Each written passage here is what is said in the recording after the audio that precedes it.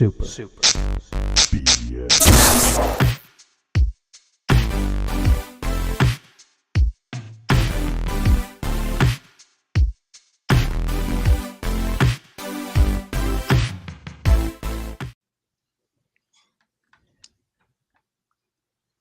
Oh, we are back. Sorry, I stalled out. I was reading something and then I didn't realize. Oh, sure, you were reading we're on. something. Oh, wow. Wait, are we talking about games? Oh man, this is the internet's only podcast when we're actually talking and not zoned out reading other things. All right. Well, I am your mostly reviled, it sounds like, tonight's host here, Jank the Despised One, also known as Josh Peterson, as I was given the name at birth. And I'm joined here by who is this young boy down there beneath the on the bottom of the screen here? If you're watching video, if you're watching audio, that just sounds weird. But well, yeah, if you're watching audio, then yeah, I'm the lovable baby boy Brank. If you're reading video, then you need to be using your futuristic book to start looking me up. Okay, I'm still lovable baby boy Brank, but at that point, I'll be a superstar, a mega star, because it's the future where you're reading videos. So yes, I am he. And G, lovable baby boy Brank, and I'm back from the day I'm ready to break some bread for a podcast. That's what I do every week. And if you're joining us in virtual reality, to my right here, you'll see left, I think, here, a man who needs no introduction, Gerald Glassford. What's up, man? Well, I mean, you're seeing it from your left, but actually, if they're seeing it's to their right. I know. Yeah, well, just go give him a hug, okay, Jank? I mean, you can reach right through your screen, okay? Just go like a see how it goes. That's hard to do. I can't do it. I can't do that. Yeah, there you go. Who's touching my ear? Yes, absolutely. No, it's great to be here, guys. Talking some video games, getting closer to the All Hallows Eve. So looking forward to getting some Dragon Age Veilguard. Take a look at that. Yeah, I've been watching a lot of videos on that. Yeah, we gotta talk about that. It's been quite the topic of controversy online here. But first, really? Yeah, but I mean, we'll get into it. We'll get there. But Branky, you've been playing some Call of Duty. I heard you say before we went on the air here. Tell me about your little your trip into Call of Duty. Back in the Cold War, the 90s, bro, which is way after the Cold War. I've started the campaign. I'm 2 missions in. Campaign is great. Like a lot of the Call of Duty recent campaigns that I've played, they're just very fun, super big budget blockbusters that are, I guess, like 5 or 6 hours to beat. I've heard this one, some people say, is one of the best they've ever made. So I'm like pretty excited for that. But I can't pull myself away from the multiplayer. It's just too much fun. I've never been a zombies guy, and I don't even think I'll get into zombies with how much fun I'm having with the multiplayer right now. And with Nuketown coming out shortly after this podcast releases, like, it's just hard to imagine pulling myself away till I at least get to Prestige once. It really is one of the better Call of Duties. I mean, it's hard for me to say that. I don't want to be hyperbolic, though, because Modern Warfare 2 that came out, not the original, which is also great, but the Modern Warfare 2 that came out 2 years ago was also phenomenal, and I had a ton of fun playing that. I didn't buy Modern Warfare 3 because of the reviews, but when it came to Game Pass, I played that, and it was a lot of fun. I just feel like Call of Duty has nailed what they do, which is iterative gameplay, and for me, somebody who's going to play it for a month, 2 months, it's perfect.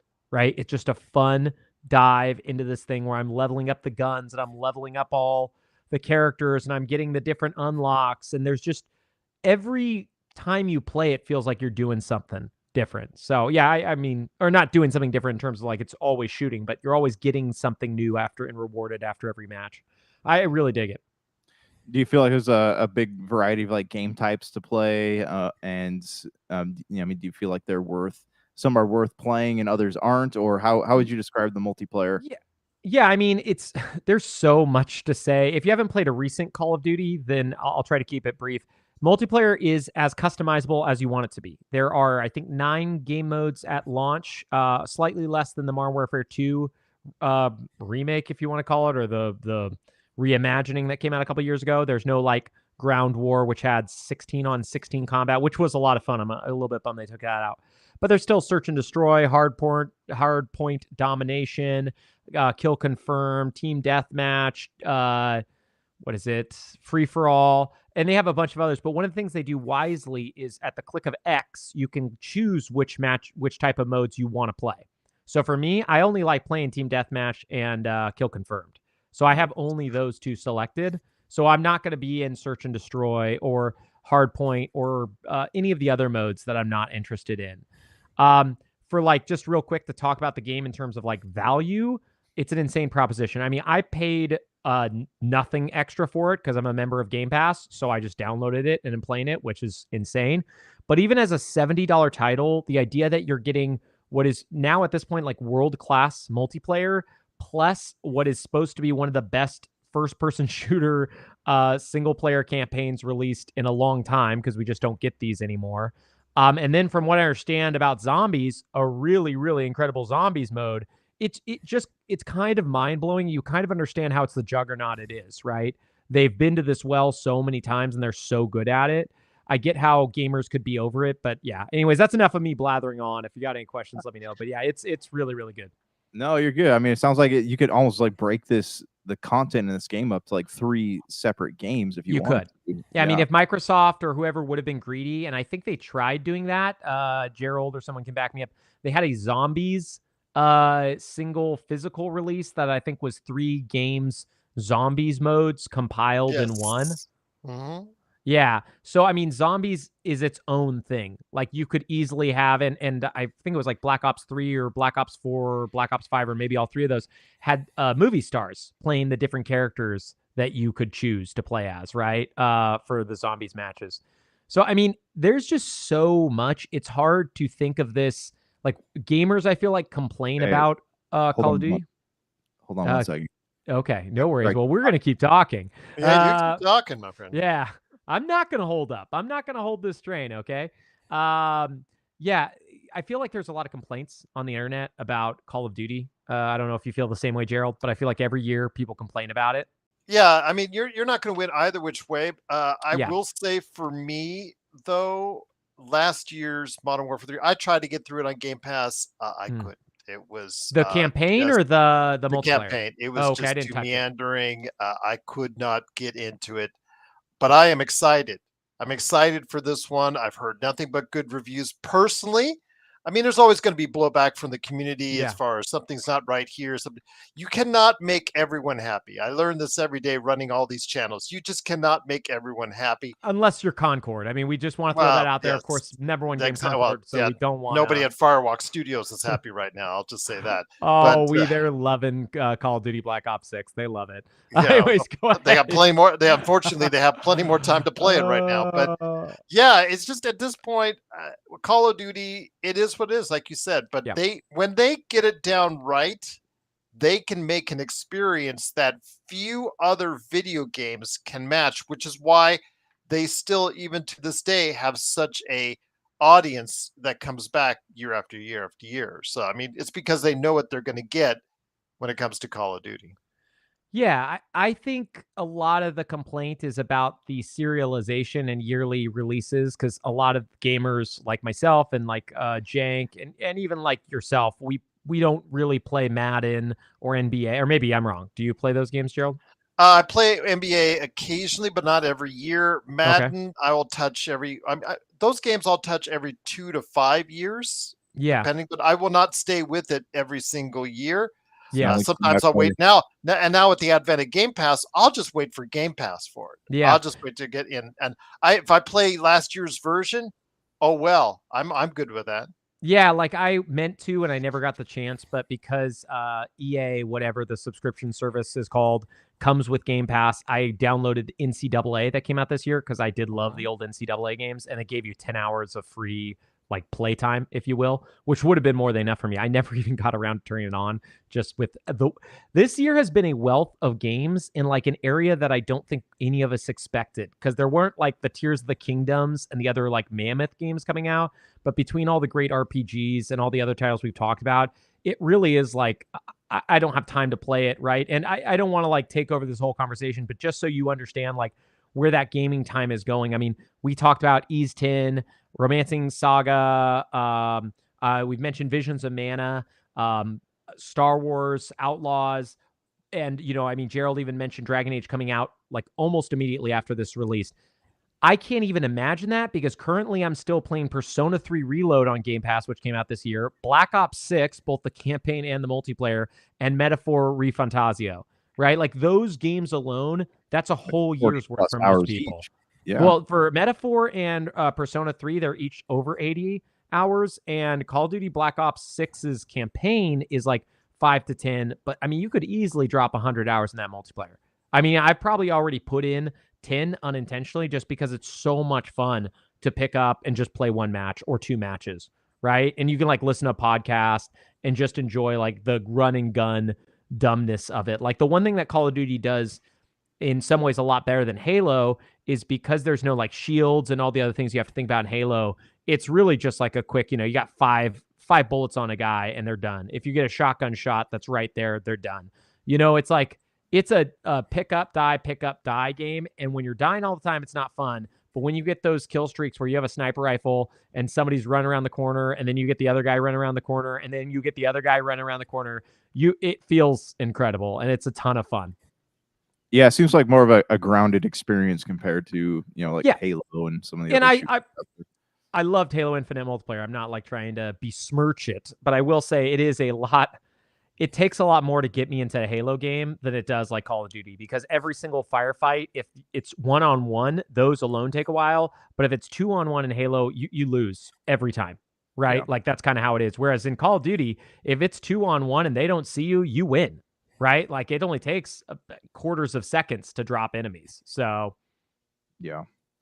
Gerald, though, how much of Call of Duty you've been playing? I know you've been all about it.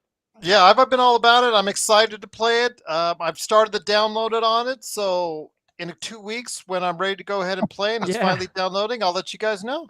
Yeah, I mean, it's only 150 million gigs, so you should. No, it is crazy. I will say, make sure that you check your manager and don't accidentally download all the other Call of Duties with it, because it's 100 gigs just for Black Ops 6.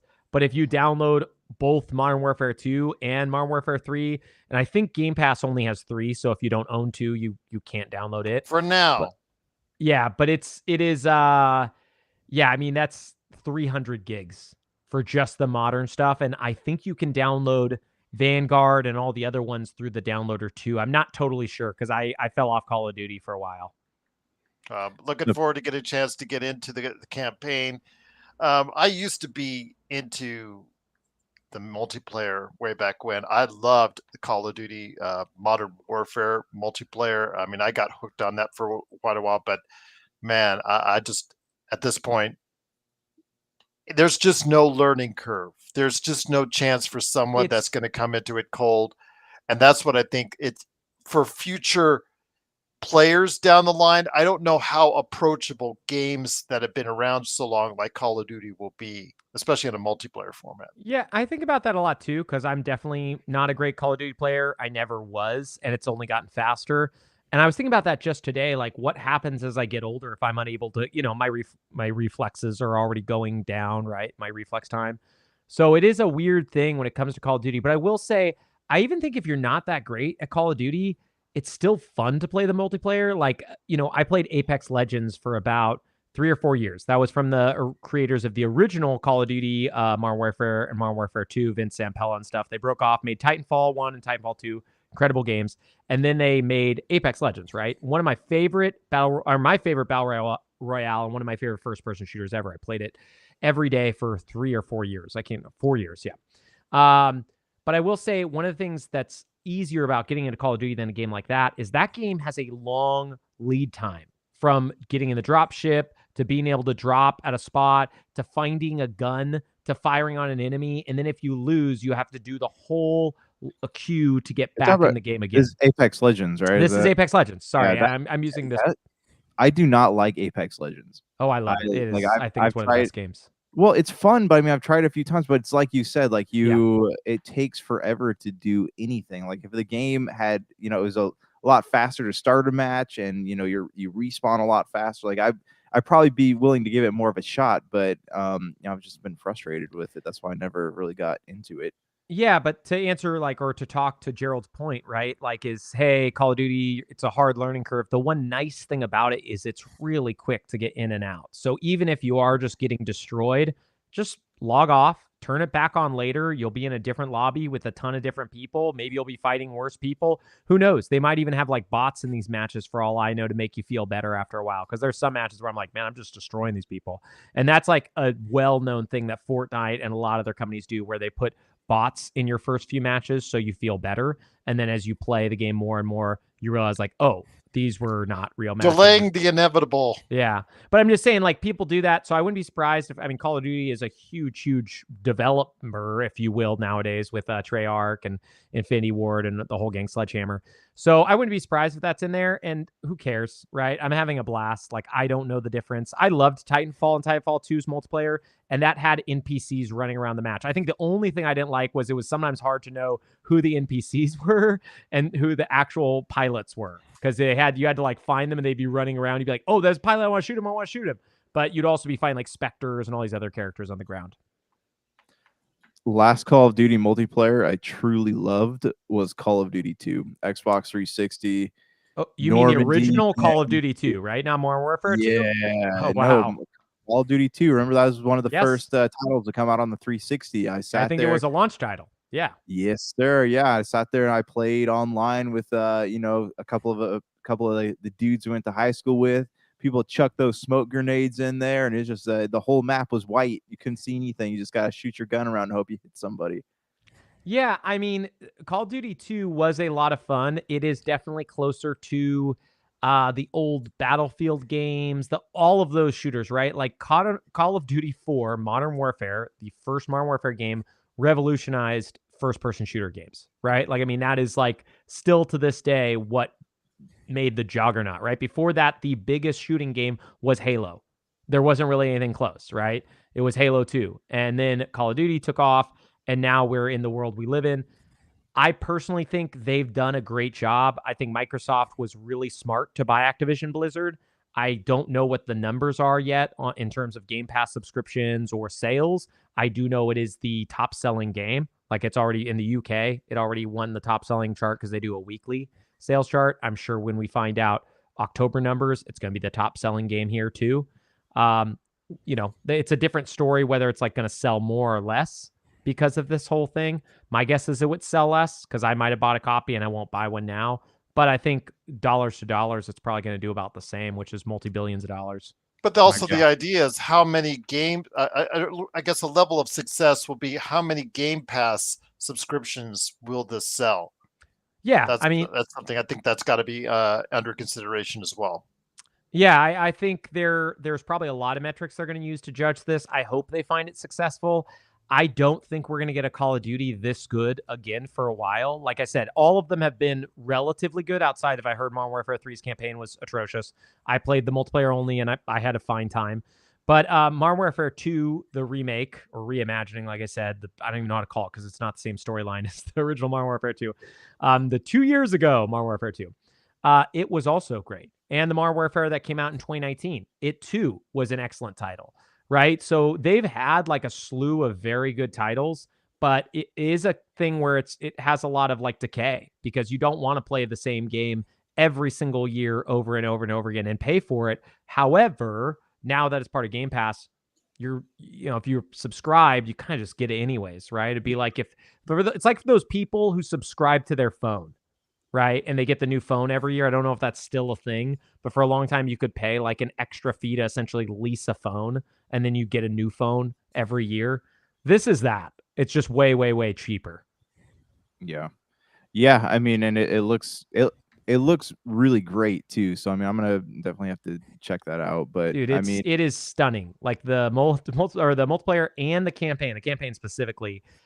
Dude, I honestly, I was blown away after the first mission. You go to an area and they do something I've never had happen in Call of Duty, where you have a story area where there's no fighting, there's no shooting, right? And you can go and explore this area and look for clues and solve puzzles. Yeah. It really is. It's something that everybody should play. The next mission after that is a stealth mission. And their stealth missions nowadays in the Call of Duty is pretty fun. They're actually really well made. Yeah, I mean, I haven't played a campaign since Ghost came out, so I mean, this is. I've heard that was one of the worst ones too. You really pick them, man. It was $7 at Target on clearance, man. I grabbed it. I mean, I didn't hate it. That sucker went clearance like yeah. really quick. Oh Yes. yeah. I it was did. so excited for Ghost. I still think that has one of the best trailers like ever. The music swells. It's perfect. It's from the writer of Traffic, right? Like they just, oh man, just you see it and you're like, I want to play this. This looks awesome. And I bought it. I played the multiplayer for about 2 days and I sold my copy. I bought it on eBay for like $45 right when it came out, and I sold it for $40 almost immediately. I didn't even touch the campaign. Yeah. Yeah. Well, okay. So, I mean, do we see this being Game of the Year contender at all? No. But that's only because of my preferences and tastes. Like if this was a different year, or I was like a big first-person shooter guy, and not, I mean, this is a wealth of RPGs, and RPGs were like my favorite genre for a long time. I think they still are for the most part when you think about Elden Ring and Tears of the Kingdom, man. But I mean, just think about the competition real fast. Like you got 7 Rebirth, Like a Dragon Infinite Wealth, Elden Ring Shadow of the Erd Tree, Metaphor Refantasio, Persona 3 Reload, Astrobot, which isn't even a JRPG, but still, Zelda Echoes of Wisdom. I mean, those are just the ones off the top of my head. That doesn't even include like Stellar Blade and a bunch of other titles that I had a blast playing. I'm actually on the other end of the spectrum. I think it will get consideration because it's so good, and it's clearly one of the best full complete packages of Call of Duty in quite some time. Good. I think for that reason alone, it will get strong consideration from certain sites and experiences. I didn't say everyone, but I said certain places. I think Jeff Keighley will be adding it into the mix. I don't know if he'll make it a nominee, but I think it'll, you know, the highlighted stuff, because obviously he wants to, for his video game awards, wants to get it, you know, a good Call of Duty, man, put that front and center right there, or try to, you know, say, hey, okay, maybe it's going to be one of the best games of the year. Try to put that front and center so more eyes will be on his award show. Yeah, you know, I'm not going to say that it's slanted. Ultimately, it's up to the judges that are, you know, whatever games are decided. They won't vote for it. Most of the judges are like nerdier people. I mean, I listen to a lot of gaming podcasts, and a lot of those people get a vote, and most of them are like, I think Dragon Age, whatever, the Veilguard has a way better Josh. But I also thought that Josh was asking about our own personal Cody's. I didn't realize the remaining Game of the Year from Jeff Keighley.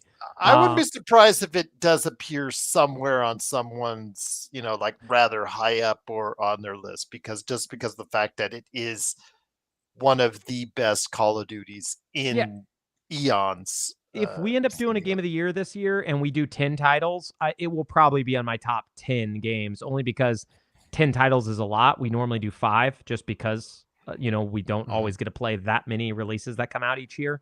But yeah, anyways, great game. Didn't mean to talk about it for 20 minutes, but it's a Call of Duty, title. baby. You got to play it. Got to get that airtime, man. Well, let's talk for a minute here about Concord. There's some things. Actually, Gerald, real quick, I wanna check in on you. Any progress on Diablo? No, I only made a little bit more progress. I only played for like another hour after I finished talking with you guys. Got bogged down with doing the shows, and then of course started my mission to download Call of Duty and come back to Game Pass. So I'm looking forward to a good November and especially December, because I'm seeing previews, as I showed you, Josh, before we went on the air, of Indiana Jones and the Great Circle, which could be my game of the year. I hope it is, Gerald. Gerald, quick question about you and signing up for Game Pass. Are you the type of person who will go and try to get it for cheap? Do you just pay for it? Like, how do you do that? I'm like a very frugal person, so I have like a year and a half, I think, and I've never paid full price for it ever. Oh, for Game Pass? Yeah. Oh, I just use Bing. Oh, you use the reward points, right? Yep. Yeah, okay. I do the same thing too. Okay, I just didn't know because a crap ton of Bing points. There you go. Yeah, it is a bummer. They used to make it so much easier to gain a lot of Bing and rewards points, and but they limit to like 300 a day. Yes. Yeah, so it's already become a lot harder. Where I think I'll probably go to CD key style sites to buy my Game Pass subs for way cheaper and then just use my rewards points to get free games because I was using that to get like Xbox credit. But yeah, for a long time I did that. It just becomes so like to get to 30,000 rewards points for people who know what that is. It takes so much longer than it used to, and 30,000 points isn't even a $50 credit. So I'm at 143,000 in our conversation we just had. Now I just added like 50 points because I noticed I hadn't guessed upkeep. Oh, you didn't do your dailies? Yeah, I got to keep on the dailies. I've come close to 100. I think the highest I've gotten is like 97. It's hard because they limit how your searches work. Back when it first came out, you could just search and click and click and click, and immediately it would just upgrade points. 5 points for every click. Yeah, and you got to do certain things each day, and then I go to where I go to is rewards.bing.com. Yeah, because when you click on those do affect your string. Because once you go on strings on bonuses, they give you bonuses. Like for if you go to 45. I mean, if you get to 50, you get a bonus. You get 100, you get a bonus. Stuff like that on top of it. So yeah, all that. Get on those Microsoft rewards points. Don't be a jank. Yep, there you go again. Yeah, I cashed in already. So yeah, don't waste your money like jank. Hey, no. At the end of the year, I'm always using those sweet Microsoft reward points to cash in on that end of the year game sale. So I always end up getting a few things. But plus, I always want to know more about cupcakes. Yes. I mean, I got deep into it, Gerald, during COVID when I was essentially unemployed. At that time, they had you would get not 1 point. Yeah, 1 point per achievement point, right? So if it was worth 5 points, you got 5 Bing rewards. I almost got to, I think it was up to 10,000 points you could get if you did it in a month. And I was like, I did every single easy 1,000 achievement game that they had on Game Pass and anywhere. It was actually kind of fun. A while later, when I still didn't have as much work as I have now, I was hoping they would do it again just so I could do that because it was actually a lot of fun to do. Now I don't have time. But that was a ton of fun when they did that. You get up to 10,000 reward points in 1 month doing that, just from that. Sure, they probably caught on to that. They're like, yeah, we're probably losing money on this. I mean, they used to give away $20 gift cards at the Microsoft Store when they first opened. Like all you had to do was go on there and search 3 times on Bing. It was insane. And I accrued like $600 worth of Microsoft credit from doing that. So I already spent it all, but it was great. Go ahead. Sorry. No, you're good. All right. Well, let's talk here about Concord real quick. Gerald, you had sent us something into the chat earlier. What's going on with the Concord development studio? Well, Jason Schreier, who he always says he's going to get out of the business. He's going to go ahead and just write books, just do this. He's still the best there is when it comes to uncovering all this. But basically, he got hold of a memo from the head of Sony PlayStation here in the US saying that, because of this, blah, blah, blah, blah, blah, because of all the conditions, blah, blah, blah, blah. And, in other words, they blew it. They didn't understand the marketplace. Unfortunately, a mobile game studio out of Germany and also as well, Firewalk Studios have been shut down. So Firewalk, if you don't know, is the creator of Concord, the very controversial, very short-lived online shooter that spent all of 2 weeks out and about. It came out in a hard copy, but also digital version. The hard copy is, I don't know, probably not that valuable, but it may go back up now that the speculation has now ended on whether or not we are going to get a revised Concord somewhere down the line. All right, hold on. Let's talk about this for just 1 second, okay? Oh yes, let's do it. Today's high sale of Concord, because I thought it was going to skyrocket too, but it went up by about $5. So it's the lowest sale I see here is about $45, and the highest sale is actually a graded copy at $232.50. Thinking about grading mine. There you go. 46 bids, so obviously there's some people that want this thing. Yeah, it's a interesting time because I think a lot of people are like, hey, this is maybe the highest it's going to go. I mean, it could go up way more, but this is the news that I think I mentioned would happen. I think we all agreed on, right? Like this wasn't coming back. We discussed this last week or the week after, right? Like there was weren't a gonna make it. segment of the population that thought it might. Yeah, I think those people were crazy.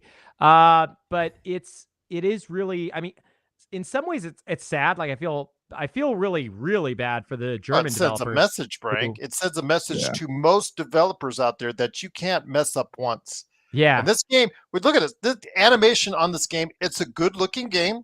Yeah. Okay, let's take a look at the surface. It's a good looking game. It runs smooth. Did it really have a problem with bugs? No. Didn't come out with a huge day one patch? No. It just was a meh game. Yeah. And the problem is, I think.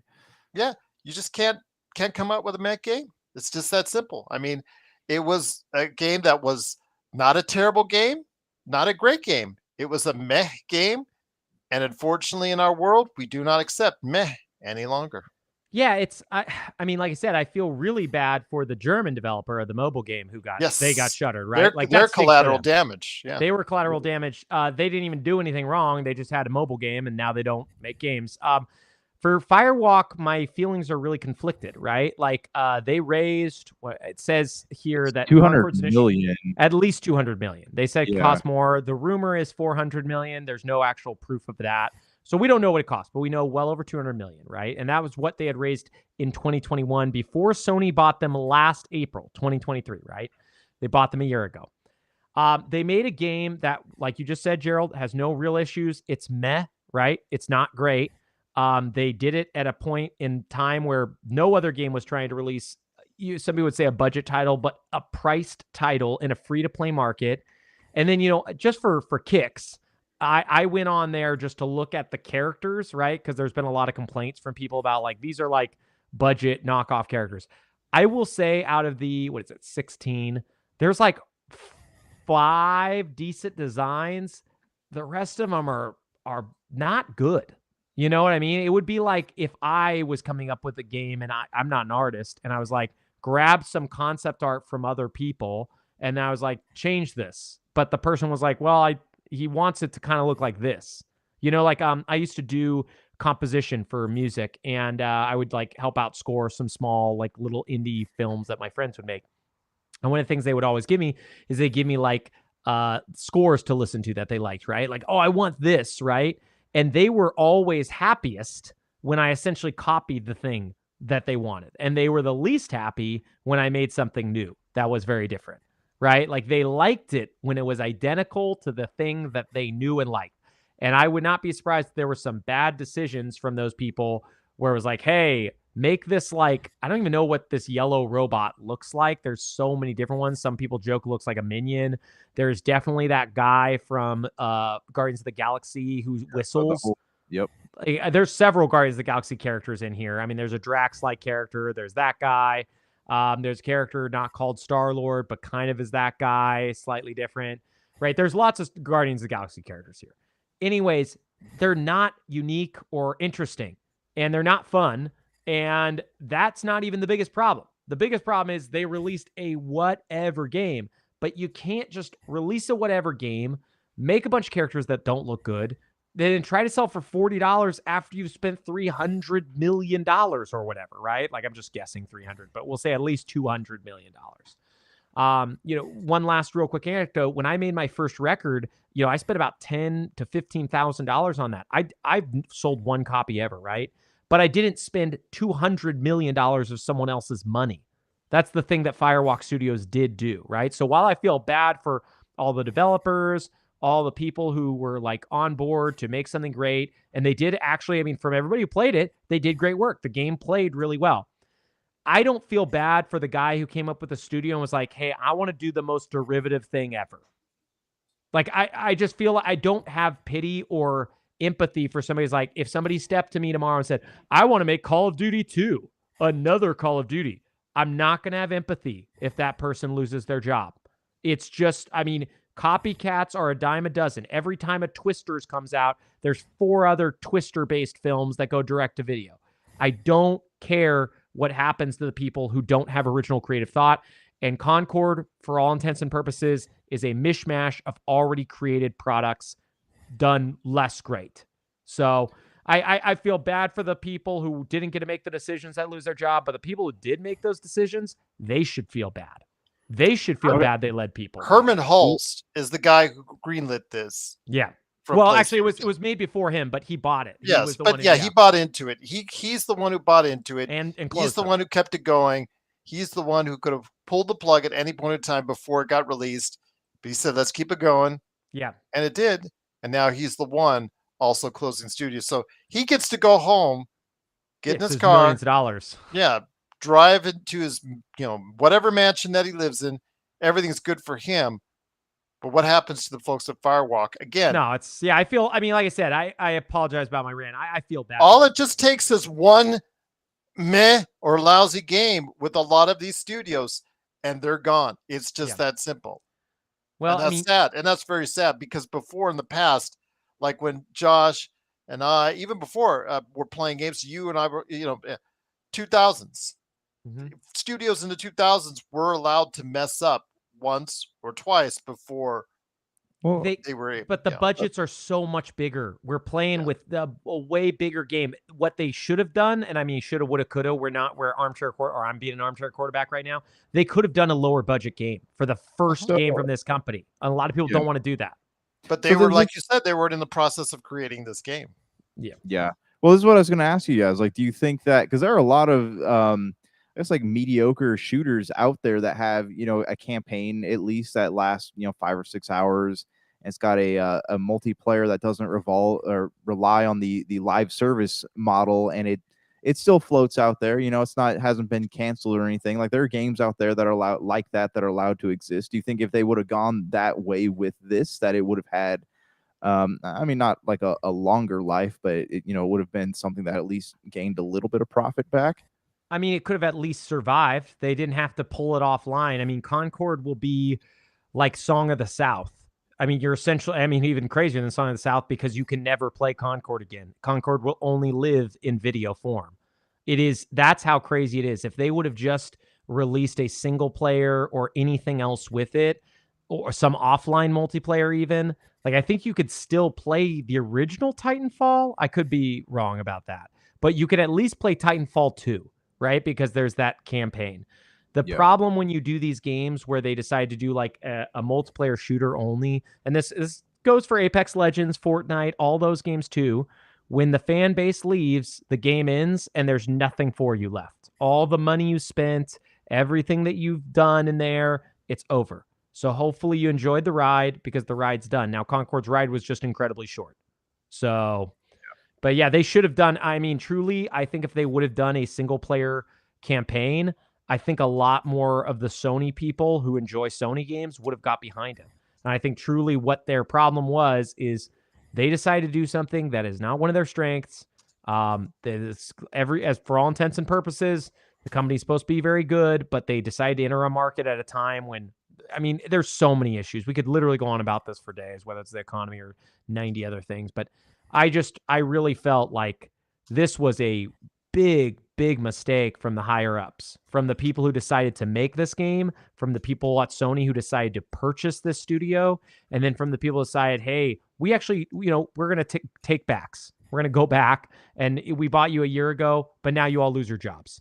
So yeah, that stuff stinks. Sorry, I didn't mean to like blather on about it, but I get frustrated. What you're saying is true. It's true though. I mean, Sony had the power probably to intervene in the production of the game, and they chose not to. And now they kind of are blaming the failure on the studio itself when Sony, it was a Sony product, so they could have, like I said, they could have stopped production or put it off into another direction, and they didn't do that. But it's easy for them just to shutter a studio and say like, oh, hey, this is not our fault, it was their fault. And that's the perception that comes across. And realistically, how likely is it that we're going to look at Herman Hulst the same way we looked at Jim Ryan, with kind of like despised? Because Herman Hulst right now is greenlit 3 Horizon games on top of the one for like a series that no one like. There's not a ton of diehards for. I get that he was part of it. He's the head of Guerrilla Games. They made Killzone before that, which they're never going to touch again, I guess, because it didn't make enough money. That's a shame. Yeah, they'll probably never do a Killzone again, which kind of stinks, or right? Resistance. Yeah. The Who made Resistance? That was Insomniac, Sucker right? Punch, right? Oh no, Insomniac. Yeah, you're No, right. Insomniac made it. Yeah, I don't know why they wouldn't go back to that because that was actually a really great franchise. Yeah, but I mean, we're probably never going to see Guerrilla Games, at least not never. I shouldn't say never, but for a while, we're not going to see them do anything that's not Horizon. And I feel like, I don't know about you guys, but I'm pretty tired of Horizon. I feel like the people who are even like big Horizon fans are kind of tired of Horizon. So I don't know. I'm curious if by the time Herman Holst is done being the president, I think he's the president, maybe he's the CEO. He's the CEO. I think we might not look back on him as fondly as we once did. Just because like I think everybody was excited to get Jim Ryan out of there. But I believe this was a Herman Holst decision to both buy Firewalk Studios and to shutter them, from what I've heard. Or read, I should say. Yeah, that's I mean, rip rest in peace. Yeah, it stinks. I mean, there's I don't even know how many people. I forgot. I feel like it's a couple hundred, but there's a couple hundred people now who have to look for a job, right? In an incredibly difficult job market because a bunch of people who had a lot of money and convinced these other people to be like, hey, we're going to make the same game as everybody else, but we're going to make more money than them. I was reading that Jason Schreier book, and they had the same thought process when they made Heroes of the Storm. I don't know if you guys remember that MOBA that they made that released after Dota 2 and League of Legends. It doesn't really exist anymore. I think it's playable. But that's exactly their thought process. Was like, oh, we're going to do this thing after people, and we're going to make more money. It doesn't work well often. Yeah. All right. Well, so on that note, let's switch over to Xbox here for a minute. EA, sorry, with Dragon Age Veilguard. For some reason, I think Xbox owned. They don't own EA. I play all my EA games on Game Pass now. So yeah, no, that's for some reason I kept thinking because I keep seeing them on Games Pass in my head. I'm like, oh, EA. Xbox must own BioWare. I don't know what's going on with that. But anyways, BioWare was another one that was bleeding money, and now Veilguard's coming out, and the critics are all. I think IGN gave it a 9, if I remember correctly. Yes, that's correct. But there's a lot of controversy over some of these critic ratings. So what are you guys? It's got an 84 right now as far as on Metacritic. Yeah, I mean, take it first, Gerald. I have some stuff. The thing is, because I'm looking on Metacritic. Metacritic is where I go to, and Josh knows this because a lot of times on the air I'll say this is the Metacritic score because I use that as a basis from across the entire landscape of who's actually giving reviews on it.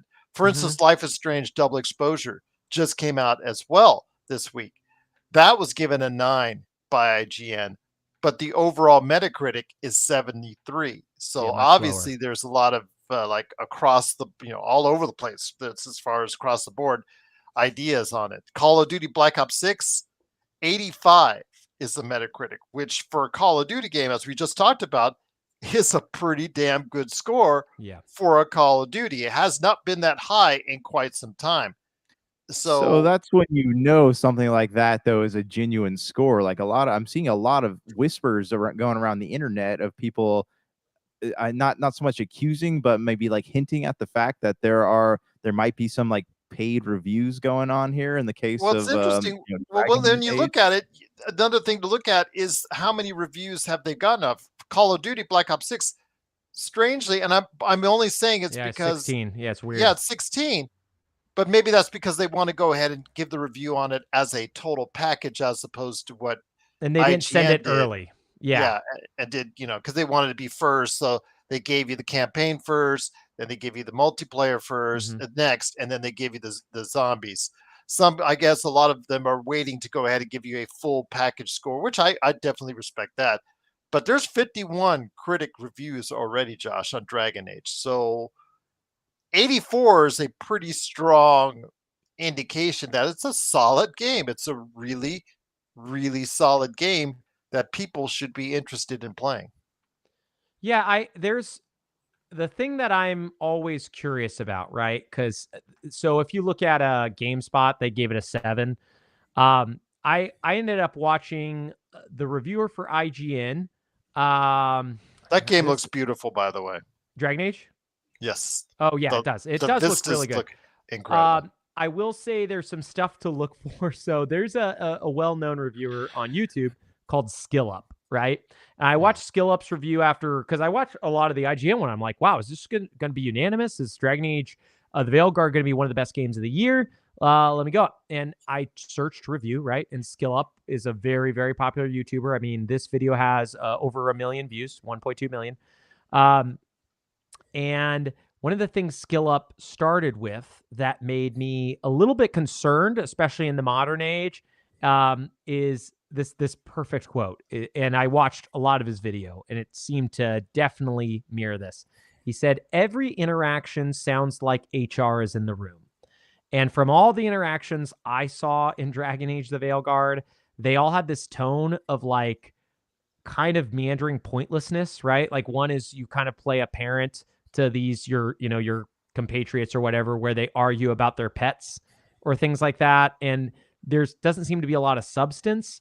And the thing that made me a little bit concerned with like the validity of the IGN review is there is a lot of politics in modern games, right? And that's fine. There's nothing wrong. Well, this with goes back to the old days of the music industry and payola, as far as record companies paying to get their music out to listeners. But it's so dumb because like eventually, if in the case, I don't know what with Dragon Age, but in the case of like paying people to review things, eventually that thing is going to get out and people are going to find out that it's actually not as good as everyone was saying it was. Well, one, I don't think Veilguard's going to be the worst game ever. I am worried that the views are slightly inflated. Did you guys play Baldur's Gate 3 from last year? No. Did either of you play it, Gerald? I want to, but it's a hard game to get into. It's a commitment from what I'm hearing. Anyways, it won the best game of the year, right? And different strokes for different folks. I didn't love it as much as other people do. I didn't hate it. I would have liked to put more time, but it's a very slow burn, had a lot of decision and choice. But a lot of the reviewers, like one of the things I noticed really, really early on when the game came out is they were really, really excited about being able to have sex with a bear. Like that was kind of like one of the big article comments over and over and over again, right? It's like, you could do this. And a lot of it was about sexuality and all of that stuff. And the reviewer who's on IGN is an individual who has some of that stuff going on too. And there is a big sexual preference, identity preference choice that happens, I guess, in Dragon Age Veilguard that I'm wondering if some of that stuff plays a part, right? Like if I am somebody who I'm not being spoken to, right? Like, cause I'm an outsider or different. And then I have this game where they do this big scene that speaks to me. Does that affect the way I review it? Because that was something I noticed in a couple of the reviews was about the non-binary, middle section where they do that. And that was, I guess, mentioned in the IGN review as well from one of our friends. So anyways, I just wonder if that's the point, because like with the Skill Up review, the thing I liked was there was nothing talked about politics. There was no like, oh, this is woke. This isn't woke. It was just talking about like, hey, here's the game. It's really linear. The enemies are spongy. You don't actually make really any decisions for the most part. They took away most of the decision-making from, at least that's what he said. I haven't played it. So it sounds like most of the decisions don't matter. So it does make me wonder like who to trust, right? Because it's not like it's 2s and 3s and 9s and 10s. I think it's probably a really well-made game. But it's also a matter of perception as well. Yeah. When you play these games, it's like any form of entertainment or art. It's how you perceive whatever it is that you're experiencing. Right.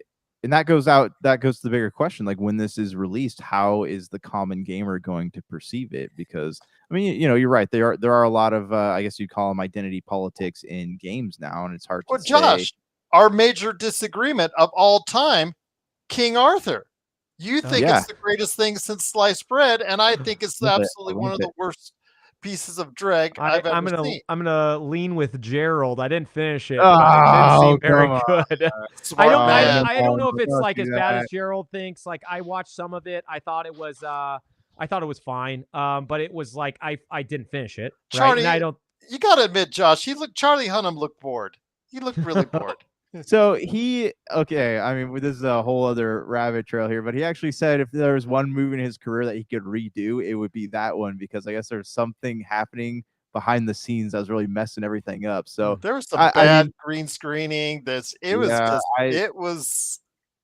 I would want to see a redo. I would definitely give another chance. I don't know. I enjoy. I The like Guy only Ritchie. time, Frank, we've ever had an argument on the air was for King Arthur, and we just kept Really? bringing up for years.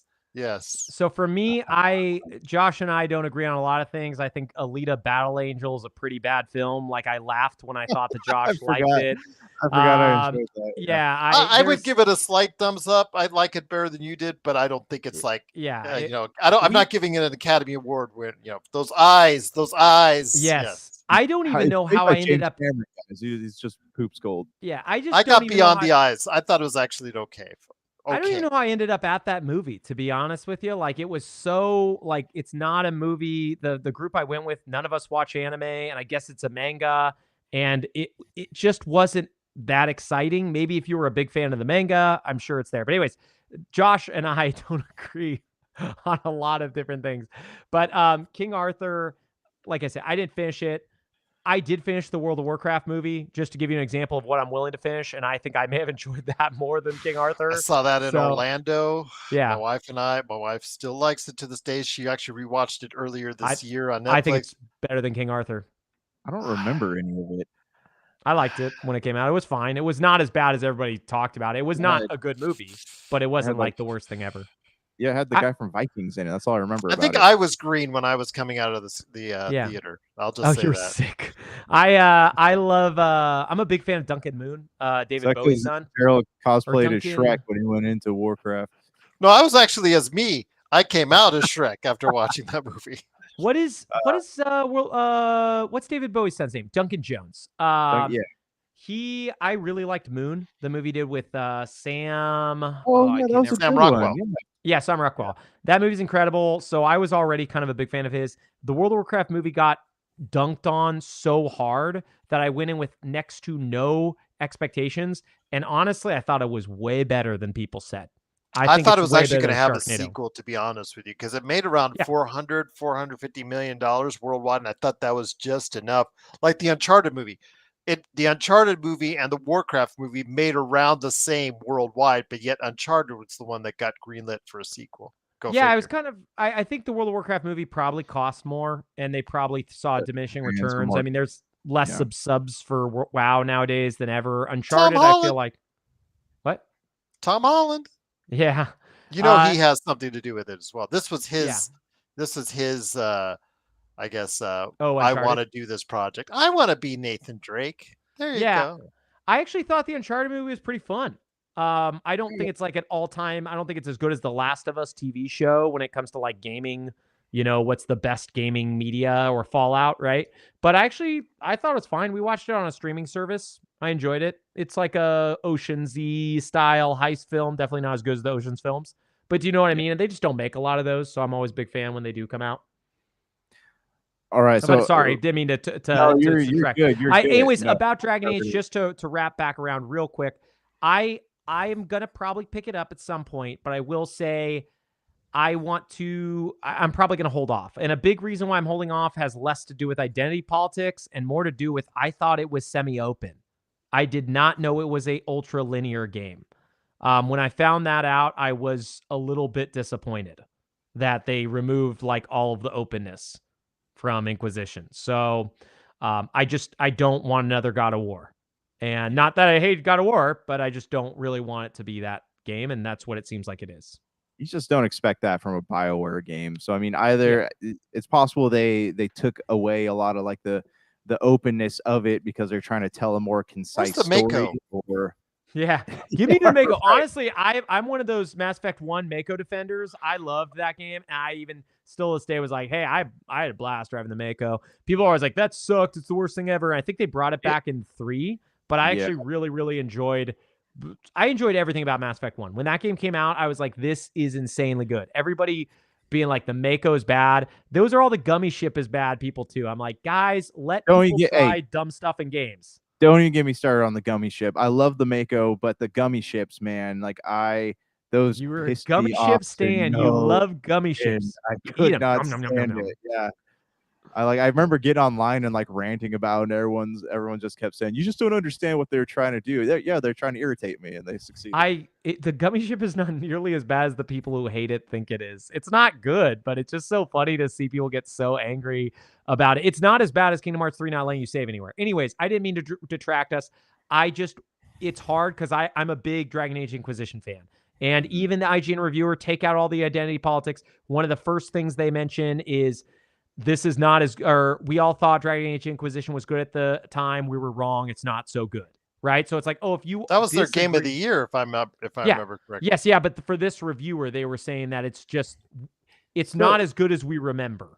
And I wow. disagree. I think it's a good one. I actually liked it. So we're already starting on a different footing. That's I- where I get I wish I worried could have that- gotten more into it than I did. I tried it again earlier this year. It's hard to on get Game into Pass. nowadays. It's hard. It's hard. But I did love it. But yeah, just this opening line, this is why I checked the other reviewer. With the game coming in the wake of the debacle that was Anthem, itself preceded by Dragon Age Inquisition and Mass Effect Andromeda, which were both merely all right in hindsight. I understand that thought, especially for Mass Effect Andromeda, but Dragon Age Inquisition was so much better than 2. It's not even close. It's like, yeah, Dragon Age Origins is the best, but Dragon Age 2 was bad. So Dragon Age Inquisition being like a good game, man, I'm already like, man, it's crazy to think that people thought it was that bad. But anyways, if you're trying to inflate a game in the beginning if you're trying to inflate a game by deflating other games that you actually rated really high, that's what gives me concern about this. But then, I'm someone who wants to, I'm going to play it and, build my own opinion off of it. But I mean, I don't, it feels like there's an agenda at play when you do something like that. It doesn't feel honest, I guess. Yeah, it just, for me, there's like there's a lot of stuff that I just don't, I paused from like hey, I'm super hyped on this, I can't wait to play it, to like, man, do I want to do this 80-hour game right now? And the truth is, no. I'm playing Metaphor, I'm playing Call of Duty Black Ops 6. I will probably wait, and EA games go on sale. There are no Ubisoft games, but they will go on sale. This will probably be $45. In my guess is 2 to 3 months. So maybe I'll pick it up when it's that price. Yeah. All right. Well, I mean, okay. So let's talk about the Wii U for a quick moment here. We're talking about the Xenoblade Chronicles. Is it X or 10 coming X out? just got announced for Nintendo Switch in March of next year. Yeah. So I know we're talking about how pretty much every major Wii U game has been ported onto the Switch. So can I give you a quick rundown of what's left, kind of, to go? Please do. So the major titles left to be ported, if they want to have every game on Nintendo Switch, that was like the big Nintendo titles. Star Fox Zero for Wii U, which is supposed to be not good. The NES Remix Pack, which is kind of like a WarioWare take on the Championship Edition that came out this summer. Paper Mario Color Splash, which was like that weird turn-based adventure game, because it's not really an RPG for the Paper Mario.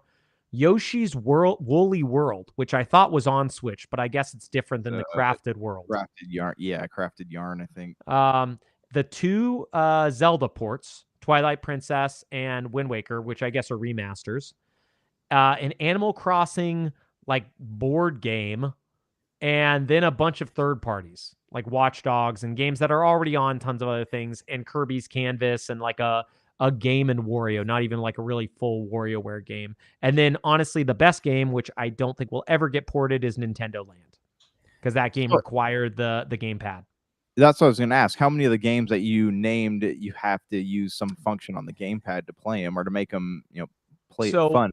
So the most likely games to come over still left are going to be the Yoshi's game and the 2 Zelda ports. You could bring Paper Mario, but Color Splash was not well liked. But in terms of what needs the gamepad, just Star Fox Zero and the game in Wario, which was like the kind of WarioWare-esque game. The Kirby game would be a pain because you have to draw the path onto, so you could do it on the Switch, but it's just a little bit harder. And then the Nintendo Land requires it. So there's like 5 games that just realistically aren't coming. It's just too much work. So knowing all this, knowing that these games have yet to be ported, may or may not be ported. I mean, we don't know when the Switch 2 is coming out, so we might have a bunch of ports coming out before then. Do you think that leaves any collectability? We were talking about collectability with Concord. Do you think this leaves any collectability for the Wii U? Because that's the one console I've seen that the price has not really fluctuated much in terms of these secondhand sellers. What do you think, Gerald, actually, about like the pricing of the Wii U and whether the fact that most of these games are on the Switch is going to lower its value? I think that at some point in time, people will come to appreciate it. A lot of people said the same thing about the GameCube, and look where it is now. GameCube is one of the premier collecting Nintendo lines of games that's out there. I think some of the most expensive games to buy from resellers. Yeah, so I think the Wii U eventually will find that home. Like, for how long did it take the 360 to find some interest from, only recently in the past 2 years has Xbox 360 really started to get its appreciation from collectors. It's obviously, it's obvious that in the past decade, collecting for video games has become a business, has become, a priority for a lot of people. And so it just takes time for these, lines of games to get the appreciation they so justly deserve. And, obviously Nintendo, that was, Nintendo NES system and 64, those were the two that were really going to get the love first. We finally saw what Genesis and some others finally started to get some appreciation, Dreamcast, etc., etc. Now PlayStation 2 wasn't even on that initial thrust of collecting. It was just Nintendo oriented. Now we're seeing where the PlayStation 2, PlayStation, and also Xbox 360, and I'm eventually thinking Wii U will get their time in the sun as well. Yeah. I mean, I know the Wii U is kind of like a fan favorite in a lot of ways, but for me, I don't really see the value, but I'm not a collector. I do think one of the nice things about the Wii U is if you want to get a full, complete set of the Nintendo first-party titles, I feel like Wii U is a very doable console because they didn't release that many games. But I also don't really see the value of having it when every single major title that they released is essentially on the Switch at this point. I don't know. For me, I've never collected anything, so it's always functionality over like the value of something. So I don't know. I thought it was interesting because this Xenoblade Chronicles X has long been one of the games where people are like, this is only on Wii U. They had that for a few other titles, but those Zelda games are from other consoles to begin with. You could buy them both on GameCube. It's so funny because Devil's Third was a game that it was actually somewhat plentiful around the time that it came out, around the time of the Wii U. And now look at it. It's one of the rarest games on the Wii U. It's worth at least $250, depending on where you're looking. I popped it in, the link in the chat. So I think there's just some of the Wii U will get appreciated. You're right. Some of the crossover stuff, no, I don't think it'll hold its value at all. But there's some stuff like Devil's Third, some exclusive stuff, maybe the original. Well, not even Bayonetta to that point. Even though the Bayonetta series really got its mark on the Wii U, it's going to be some selected games. But I think it will take some time for people to appreciate the Wii U for what it was. I just wish we would have known at that time. I mean, I've told the story for the E3 that they debuted. I was just sitting at the Nokia Theater. My rest of my crew was all asleep because they couldn't care less about it. There was this unveiling. Nintendo was so excited. And then unfortunately, look what happened to it.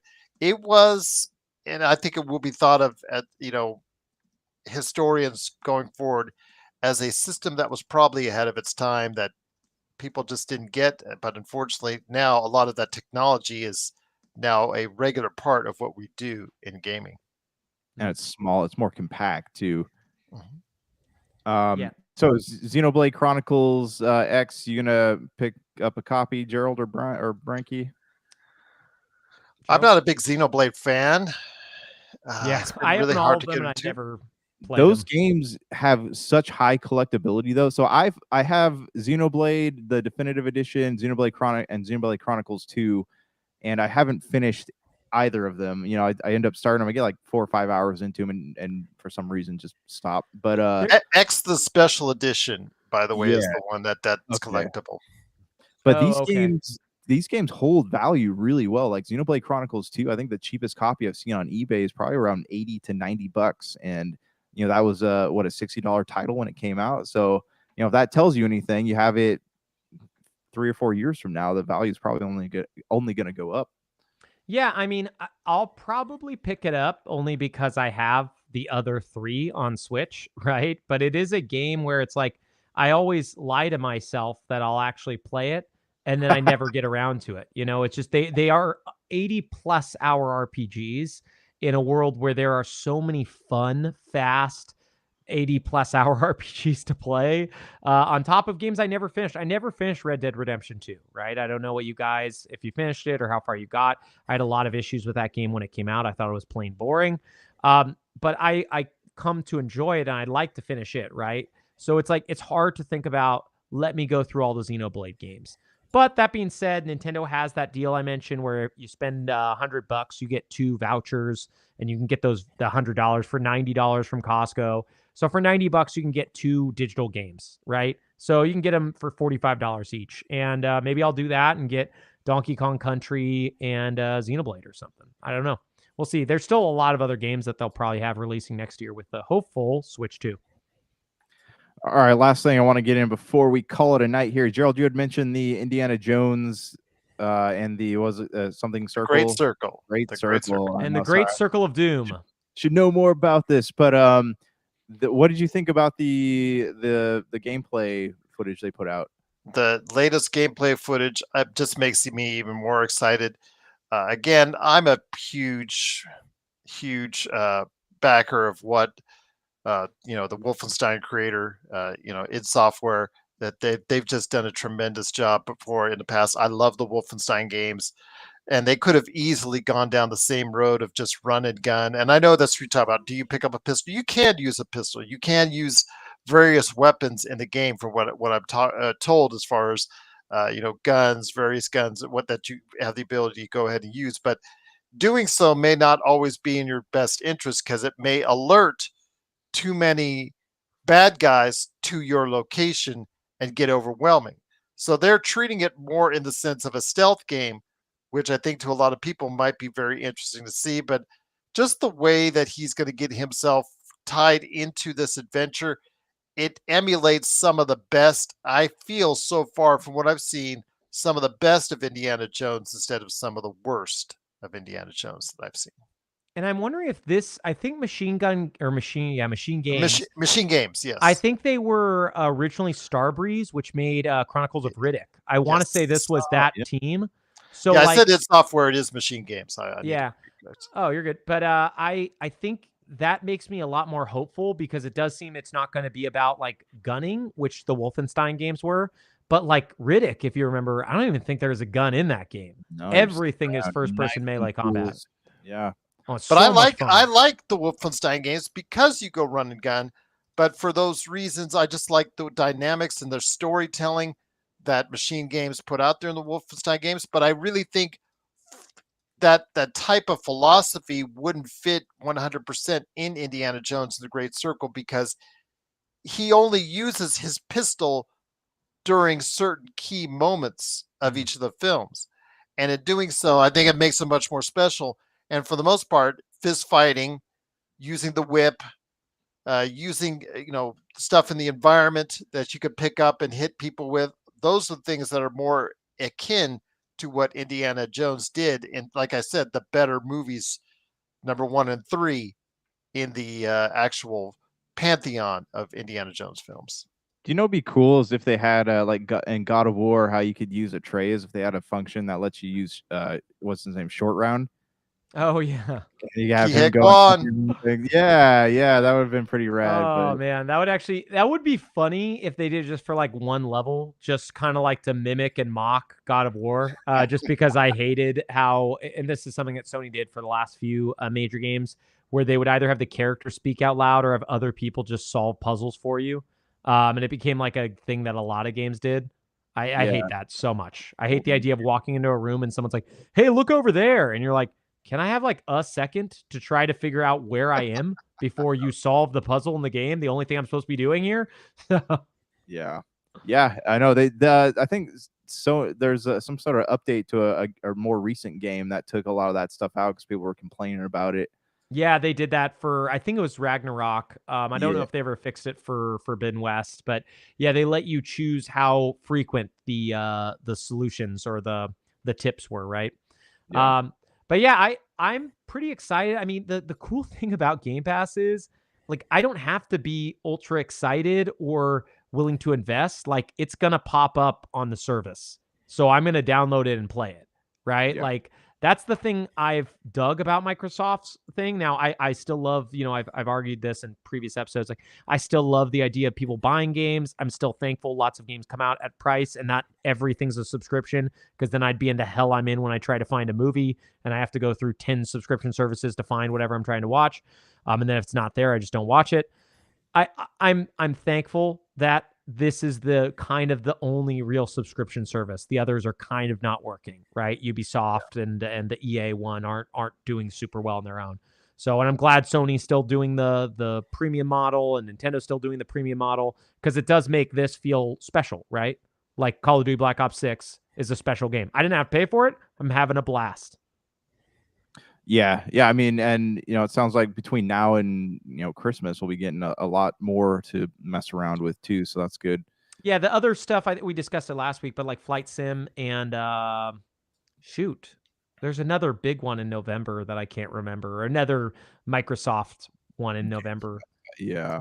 Well, before we go though, getting back to the Wii U real quickly. Okay. What is the preface? Did they get a fair shake from Nintendo? So in your minds, do you think the Nintendo Wii U was shut down too early? Do you think it had more of a future, or do you think it was just closed at the right time? I mean, I personally think it should have been closed earlier than it was. I think the Wii U was pretty much the test prototype for what we have today. The gamepad was not as functional as the Switch is. Yeah, I mean, I think that they were trying to milk as much money out of it as they can, because I mean that's why they were double developing games for it when the Switch came out. They had that. Oh, sorry. Go ahead. Oh, so do you mean that the fact that Nintendo was making 3DS games and Wii U games, or do you mean the fact that Nintendo was re-releasing games that were on the Wii U on the Switch? Sorry, just want to be clear. No, they released was it Breath of the Wild came out on Wii U, Breath of the Wild came out on Switch. They were putting things out on both consoles, and I think that they were hoping to get as much money out of that as they could before they shut it down. Well, should they have held out the Switch and see if they could get more lifespan out the Wii U? No, I think those 13 million that they sold was already a gargantuan Herculean effort. I bought one when they announced Breath of the Wild, and I turned it on, I think a total of like 10 times. I finished Shovel Knight. That was the only game I actually played on it. It was a failed console, and in my mind, and it was cumbersome. It took forever to load. The eShop was worse off. The fact that you had to go to a separate place for the Wii, there was just so many annoyances. I could nitpick that console to death. I am so thankful that they made the Switch. It is just, now we don't have two Nintendo consoles we have to buy games for. A handheld and a home console. Yeah. All right, guys. Well, that is it for the night. I think you guys any closing comments you want to make here? Play COD. Yes, play COD. Jump in the chat next time and tell us about it. Tell us about your experiences. This has been another action-packed episode of the Super BS Gamescast, a podcast about video games mostly, and we will catch you guys next time. Peace.